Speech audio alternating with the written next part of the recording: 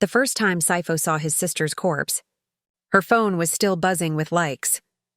The morning sun had barely stretched across the high-rise windows of their cramped Johannesburg apartment, washing the room in an eerie golden light. But it couldn't warm her body. Zinhle was already cold. Not stiff, not dramatic, just cold, the way a fridge feels when it's stopped running. She was lying on her side on the floor, her arm bent at a strange angle, eyes open but unseeing. There were no pills scattered nearby, no blood, no mess. Just her. Her phone, face down beside her head, kept vibrating. A soft, persistent hum against the floorboards. Almost polite. The world, followers, strangers, fans, was still talking to her. But she was gone. Sipho was only 19. He shouldn't have been the one to find her. He stood frozen at the doorway for what felt like an hour. The kettle was still boiling in the kitchen. A sliver of steam curled toward the ceiling. Life kept going. The city roared beyond the walls, taxis honking, someone shouting, music spilling from a neighbor's window. But here, inside their small apartment, silence screamed louder. Eventually, his legs moved. He walked to her slowly, crouched down, reached out. His fingers barely brushed her shoulder. A slight pressure, as if to wake her. Maybe she was just... Maybe, but no. She was stiff now, his stomach twisted violently. He turned away just in time to vomit into the small bin beside her dresser. Then he collapsed, shaking, not from fear, from disbelief. A disbelief too heavy for words. He didn't scream, didn't cry, not yet. There was something in the room, something bigger than grief. Confusion, a thick fog of it. Why Zinhle of all people? She was supposed to be winning. A week ago, she had hit 500,000 followers. Z-Vibes SA, your fav urban baddie, her bio had read. Bright, wild-eyed, always on trend. Lip syncs, skits, story times, thirst traps. That last video, the one that went viral, that's what changed everything. She had uploaded it just 3 nights ago. Almost naked, just lace and body oil. Dancing. Crying maybe, but laughing too. People couldn't tell. The internet spun theories, memes, fan edits. The video crossed 2 million views in a day. She hadn't come out of her room since. Now she never would. Later, when the medics came, they asked if she'd ever talked about depression. Sipho couldn't answer. He didn't know. Zinhle always seemed fine. More than fine. Loud, busy, booked. Obsessed with her image, yes. But wasn't that just normal now? Everyone wanted to be seen. She wanted to be seen more than most. And she was. A Johannesburg icon. Pretty, funny, unbothered. Except now, lying there in the stiff silence, her face looked like it hadn't been unbothered in a long time. Sipho sat on the couch hours after they took her away. Her phone still rested on the floor. It hadn't stopped buzzing. He stared at it, afraid to touch it. Like it was still alive. Like it had teeth. Eventually, he picked it up. There was no password. Her lock screen was a mirror selfie. Face beat to the gods, tongue out. Fingers flashing a peace sign. Alive. Confident. Lying. The home screen was cluttered with apps. TikTok, Instagram, WhatsApp, a folder named Vault. He opened TikTok first. The video was still up. My realest video ever? I don't care anymore. And playing in a loop. Her body moved like a slow flame, hips swaying to some trending Amapiano beat. Her eyes flicked to the camera now and then, glassy, unreadable. Was she high, drunk, or just hollow? The comments were a circus, thousands, some praising, some mocking, some begging her to drop the OnlyFans, some calling her Queen of Confidence. Sipho's hand clenched. He turned the volume down. The beat still echoed in his head. Then he opened her messages. WhatsApp had hundreds of unread threads. But one stood out. A number saved only as unknown. The most recent text read, "Clock's ticking, Z. Drop the video or I'll drop the footage. Last chance, sent 3:03 a.m., just hours before she died." Sipho's blood turned cold. He scrolled up. There were dozens of voice notes, screenshots, threats, every single one clawing deeper into the truth. Someone had been blackmailing her. A man, or at least that's what the tone sounded like in the recordings. He had footage of her. Private footage. Something filmed in a hotel room she had begged him not to release. "Please," she wrote over and over. "It was a mistake. I trusted you. Don't ruin me." But the man didn't care. Sipho's heart cracked slowly and painfully as he listened to her messages. She sounded small, afraid, a girl, not the woman the world knew. Not the baddie, not the brand, just Zinhle, his big sister, the one who used to carry him on her back to creche, the one who covered his nose during load shedding because she knew he hated the dark. She had posted that final video herself, to beat him, to take the power back, to say, "You can't blackmail me if I expose myself first," and the world applauded her for it. Bold, empowered. She did that. Icon. But the comments didn't know the truth. Visibility didn't save her. It crushed her. Sipho dropped the phone and stared out the window. Johannesburg blinked below him, alive and loud and bright. He thought of all the influencers trending right now. The reels. The filters. The half-naked dances. The desperate captions masked as confidence. Were they all just shouting into a void? He closed his eyes. Her laugh echoed in his head. The next morning, the apartment still smelled like her. Vanilla body mist and coconut hair oil. That soft, sweet scent she always left behind when she walked past. It was still in the air, clinging to the curtains, her pillows, her clothes on the chair. It made Sipho feel like she might walk in any second, telling him to get out of her room. But she wouldn't. She was gone, and only the scent of the version she showed the world remained. Sipho hadn't slept. He sat on the floor all night, scrolling through her phone, watching her world unravel one app at a time. It felt like snooping through a stranger's diary, except the stranger was his sister, and the diary was filled with pain. He kept coming back to that one app. Vault. It was password protected. 4 digits. He tried her birthday. Didn't work. He tried row 0. Nothing. Then he remembered the number Zinhle used for everything growing up. Their mom's old phone number. Sipho typed it in slowly, fingers trembling, unlocked. The screen went black for a second, and then a gallery opened. Sipho's heart dropped. It was filled with videos. Private ones, sexy ones, explicit ones. Some filmed by her, others clearly filmed without her knowing. His hands shook as he scrolled. This was more than thirst traps or brand content. This was blackmail material. This was the reason she had uploaded that final video. The man, whoever he was, had these files, and Zinhle had known it. One folder was labeled "Don't Open." He tapped it anyway. Inside was a video named "Play This If I'm Gone." Sipho stared at the file. His thumb hovered over it. His whole body felt heavy. Part of him didn't want to watch it. He wasn't sure if he was strong enough. But the other part, the bigger part, needed to know. Needed to hear her voice again. He pressed play. The screen showed Zinhle sitting on her bed, wearing a hoodie and no makeup. Her eyes were red, face bare, raw. She looked nothing like the glossy girl from her feed. She took a deep breath. "If you're watching this, I'm probably not here anymore.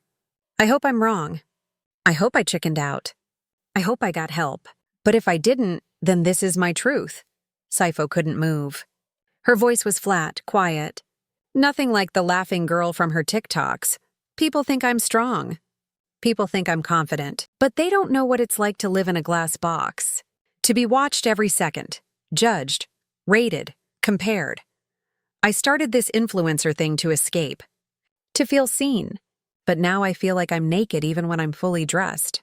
Like my soul's on display for people who only came to stare. She paused. Swallowed hard. There's this guy. He has videos of me. Real ones, stupid ones. I trusted him. He said he loved me. Said we were private. Said I was safe. But the moment I said no to him, he changed. He threatened me. Sent me screenshots. Voice notes. Said he'd leak everything if I didn't pay him or give him more. I felt trapped. So I made a choice. If I'm going to be exposed, let me do it myself. Let me choose what they see. Sipho felt a tear fall down his cheek. He didn't even notice it coming. But the video didn't free me. It just made the noise louder. They clapped for me, laughed at me, judged me, all at once.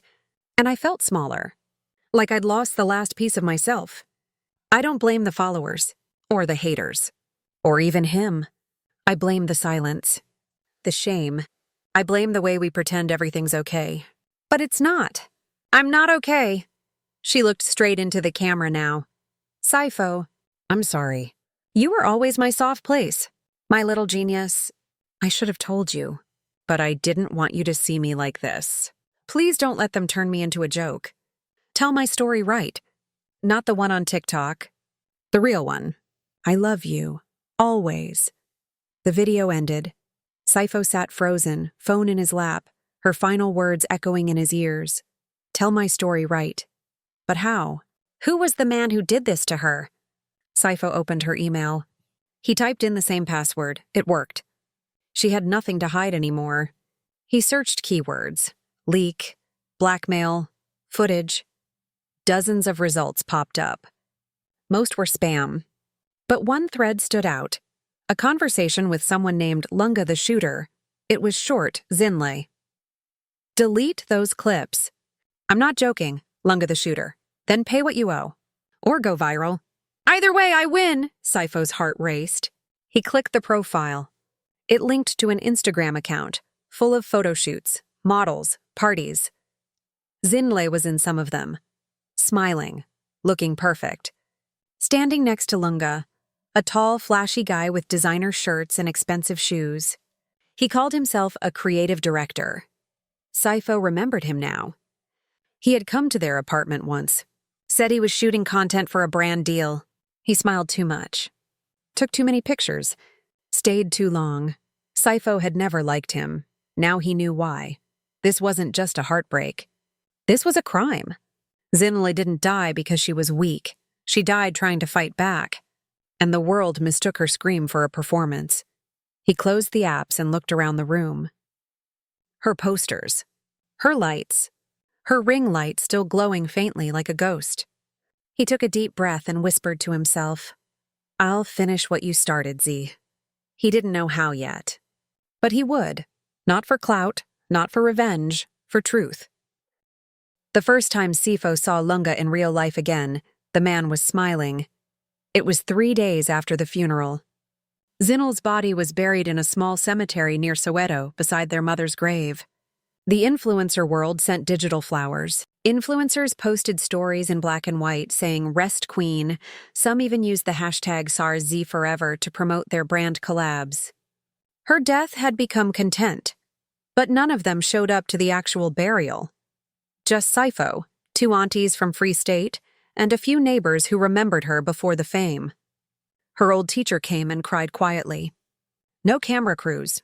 No filtered selfies. Just dust, wind, and silence. That night, Sipho couldn't sleep. Zinhle's final video kept playing in his head, like a cursed loop. The truth of her scream, raw and misunderstood, haunted him. But more than the grief, something else grew inside him, rage. He wanted answers. He wanted to face the man who turned his sister's pain into leverage. The man who made her body a weapon and her silence a punishment. That man was Lunga. Sipho found him at a rooftop party in Braamfontein. He didn't go there to fight, not yet. He went to see the truth with his own eyes. The venue was all flashing lights, loud music, and half-famous faces. The kind of place where people didn't really talk. They posed. Sipho slipped in wearing his sister's old hoodie, the one with Southside Legend written across the back. No one noticed him. Lunga was easy to find. He was standing near the DJ booth, surrounded by pretty girls, holding a drink, laughing like his life was golden. His phone flashed in his hand. He was filming himself dancing, posting clips to his story. Sipho watched from a distance. This was the man who killed Zinhle without laying a finger on her. He had poisoned her spirit. then walked away. Sipho clenched his fists and took a step forward, but stopped. Something inside him whispered, "Not yet. Don't rush the truth." He turned around and left. The next morning, he made a plan. He didn't want revenge. He wanted exposure, truth, like Zinhle asked. But to do that, he had to understand how deep it all went. So Sipho started watching, not just Lunga's content, but everything. He created a fake Instagram account, followed all the influencers Zinhle used to tag, slid into DMs pretending to be a young creator looking for mentorship. Most ignored him. But one girl, Amale, replied. She remembered Zinhle.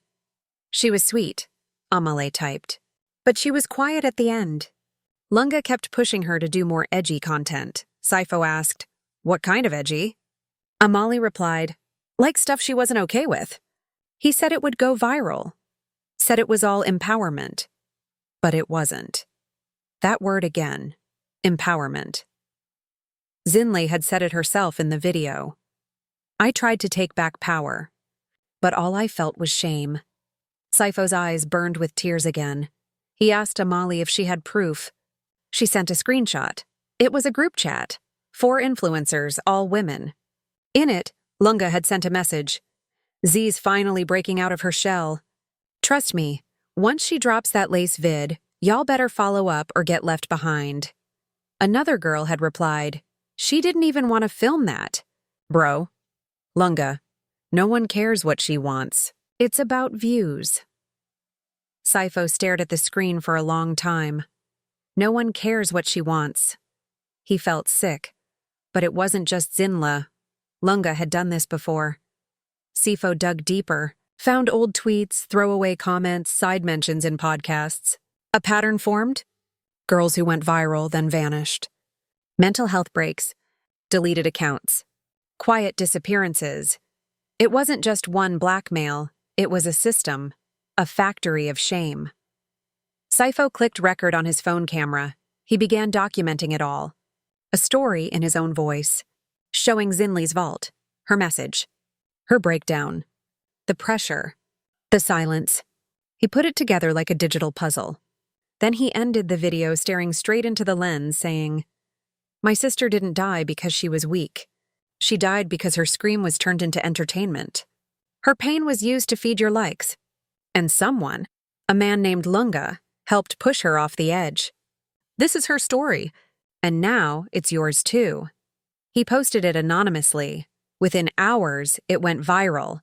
Within a day, it exploded. Z didn't choose. This started trending. Hundreds of people began sharing their own stories.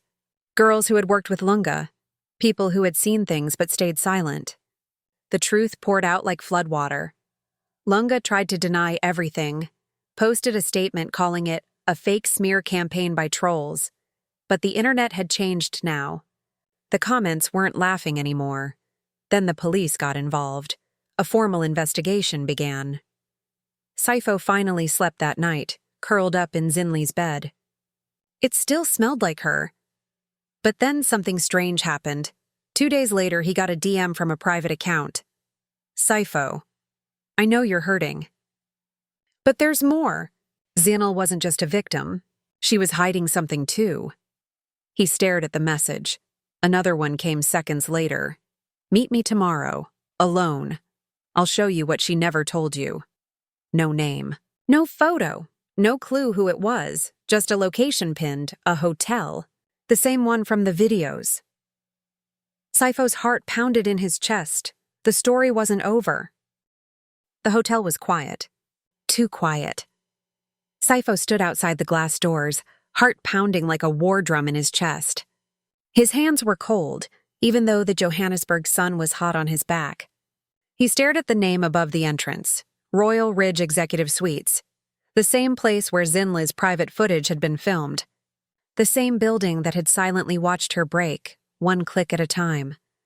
Now someone inside claimed to know more, someone who had sent him that message.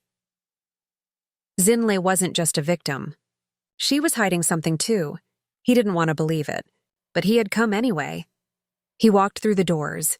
The lobby smelled like furniture polish and fake lemon. The receptionist barely looked up as he passed. Room 506, that's where the pin had led him. He took the elevator, each floor beeping softly. Time felt slow, sticky. His reflection in the elevator mirror looked pale and tired, a boy pretending to be brave. When the doors opened, the hallway was empty. He found room 506, knocked. The door opened just enough to reveal a girl's face. Not just any girl. Amale, the influencer who had helped him before. Only now her eyes were red from crying, and she looked terrified. "Come in," she whispered. He stepped inside. The curtains were drawn, the lights dim. Amale locked the door behind him and sat on the edge of the bed. She held a USB stick in her hand. "I couldn't send this online," she said, voice shaking. "Too risky. But you deserve to know." Sipho sat across from her. "Know what?" She looked at him for a long moment, then said, "Zinhle filmed the hotel video herself." His stomach turned. "No," he said. "She was blackmailed. She said she didn't want it leaked." "She didn't," Amale said quickly. "Not at first. But she changed. She told me she wanted to control the narrative. She said, 'If I make them think I'm unbothered, they can't break me.'"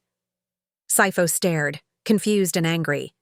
Then why did she say that guy, Lunga, was threatening her?